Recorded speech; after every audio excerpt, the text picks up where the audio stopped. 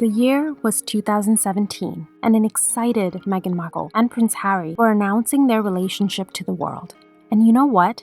The world was excited along with them, giddy at the thought that a beautiful, mixed-race woman from America could join royalty by landing the most eligible bachelor. This wasn't just a fairy tale. It was better. This was real life, damn it. And people were obsessed. Meghan's profile went from a barely known actress from Suits to world renown, and heralded as a model for young girls everywhere, and a fashion icon to boot. England saw a huge surge in tourism, thanks to what the media dubbed as the Markle Sparkle, and a whopping 1.9 billion people tuned in to watch the two tie the knot. So how did it go from this to an emotional Meghan in front of a camera in 2019? Because as she put it, it's been hard. How did it get to such a point that the two of them felt that they had no option but to leave the royal family and move to America? Before we get into it, if you're new here, please be sure to hit the subscribe button for more content like this around understanding people, relationships, and love. Thank you. After Harry and Meghan announced their departure from the royal family, it's become common knowledge, at least in America, that the reason for this walkout was a racist, sexist, and elitist press, as well as an unwelcoming royal family that was too attached to the old ways of doing things. But I wanted to see for myself if that was true. When Meghan and Harry's relationship was announced, the press were actually incredibly excited at the prospect of minority representation within a historic institution. Many pointed out that this would be great for the Commonwealth and show that the monarchy was moving resolutely into the future. There was also praise from the press that Meghan was easily being accepted, despite being older and previously divorced. Again, the press were excited by the positively changing times that this act of acceptance represented. In fact, looking through the historical data of 4 prominent British newspapers from 2016, when it came out that the pair were dating, I saw that 95% or more of the stories were very positive about Meghan, including the stories from The Sun, the publication that Meghan is infamously suing. In the instances that the newspapers were critical, it was either fixated on Harry being overly sensitive or the white side of Meghan's family acting out. This fixation on Meghan's father and step-siblings only seemed to play into the overall narrative that Meghan herself was pushing, that she wasn't too close to her father or anyone else in her family, save for her mother. Mother Markle was generally represented glowingly in the newspapers, while Papa Markle was sold to the masses as a sloppy drunkard. The royal family, in the meanwhile, was extending as much courtesy and warmth as they could muster, going as far as to break custom and inviting Meghan and her mother to Sandringham for Christmas prior to Meghan and Harry tying the knot, when it was unusual to invite non-family members.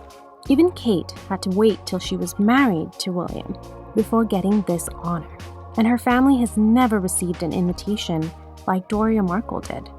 After, Harry famously made the statement that Meghan finally has a family like she has never had before, and yet again confirmed the narrative that Meghan was a beautiful princess that needed to break free from her drunken father and evil step-siblings.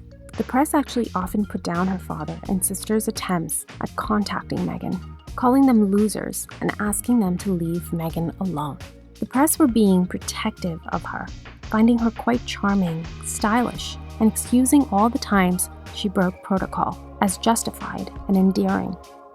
When she showed her shoulders at a royal engagement, they said who could blame her for choosing that dress. When she constantly wore black, something that is forbidden for royals, unless they're in mourning, they assumed it was because she wanted to take a back seat from the constant spotlight. All these ideas of royal protocol might sound silly to us Americans, since we're not aware of them, nor their importance, and frankly, we wouldn't understand. America is an incredibly casual society that cares all about breaking out of the pack and flaunting individuality. And as much as I love that about America, I also respect that the British have a very different way of thinking, and their philosophy and customs are very important to them. But even though Meghan wasn't following British royal protocols to a T, the press were having a love affair with her, taking as many opportunities to shine their rosy light on her. Even when she closed her own car door, something that is just not done by royals, they appreciated her for her down-to-earth nature and yet again found another reason to fawn over her. As her relationship with Harry became more public, details of how she had changed the rogue prince came out. And yet again, the press showed gratitude, that she had reined in his party boy persona and brought him onto a path of the healthy, and thankfully, the stylish. Now, I'm not saying there were no negative opinions about Meghan. There were, but they were few and far in between.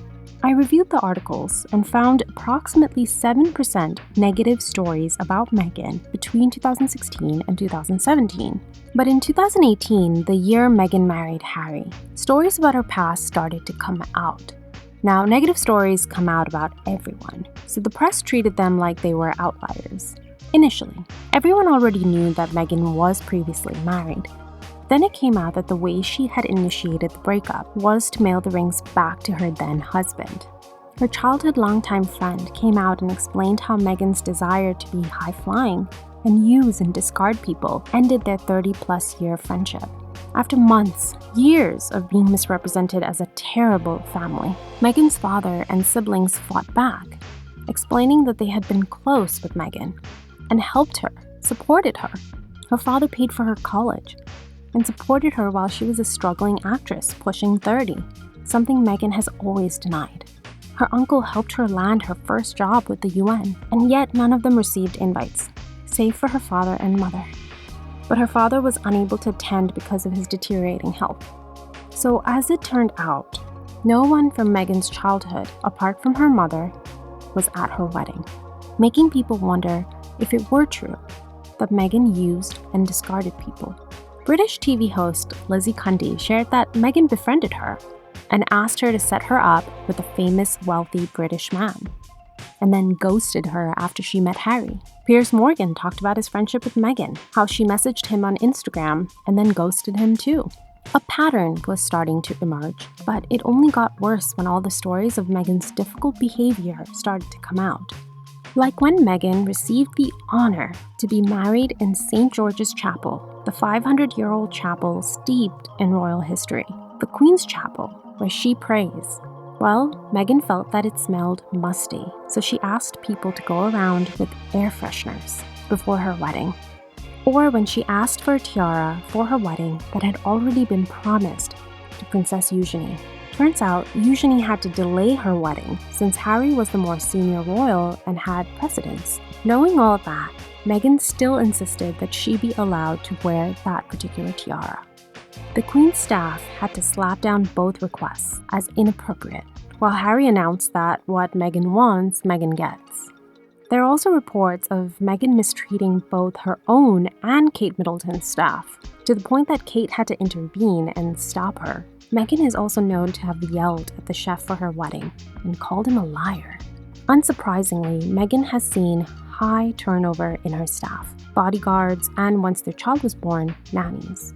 Now, staff turnover to us Americans is not a big deal, but when it comes to staff with the royals, turnover is very rare.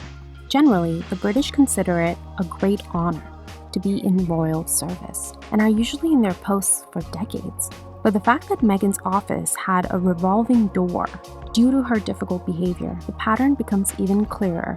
The press were also catching on to a very intense rift growing between what they called the Fab Four: William, Kate, Harry, and Meghan. While the initial hopes were that the Fab Four would bring a modern surge of energy to the antiquated crown, now it was becoming obvious that there was a rift between William and Harry, after William cautioned Harry not to move too fast in his relationship, as well as between Kate and Meghan. The press reported that Meghan made Kate cry over the dress fitting for Princess Charlotte for Meghan's wedding. The rift was so bad, in fact, that Harry and Meghan moved out of their joint residence with Will and Kate. Meghan was now the common factor in all these stories. Her family feeling rejected and forgotten, her friends feeling used and ghosted, her staff feeling overwhelmed and mistreated. Meanwhile, Harry was constantly taking her side, no matter how many traditions or protocols that she rejected and openly flouted. As much as the British wanted her to do well in her new role, it was becoming obvious that Meghan did not intend to follow the British traditions. Where the press started to turn on the two of them, though, was their general hypocrisy. After lecturing their subjects about the importance of reducing carbon emissions, they proceeded to take plenty of private jets all over the world. Then there's that dig they took at William and Kate by saying that they would never have more than 2 children for the sake of the planet. William and Kate happened to have 3 children. Then there was that time that Meghan attended Wimbledon and had all the seats around her cleared for the sake of her privacy, and her staff even stopped people from taking photos. This seemed in such contrast to the down-to-earth Meghan that the public had come to know and love. The worst of it all, though, was when Meghan arrived at Princess Eugenie's wedding. Yes, the same Princess Eugenie who was promised the tiara that Meghan wanted to wear. Meghan very astutely left a button on her belly undone, in a subtle way to invoke more rumors of her pregnancy. But that was not all. It came out recently that Meghan and Harry went around to the guests during the wedding and told them that they were expecting their first child, knowing full well that it would be this headline that would eclipse the marriage in the papers.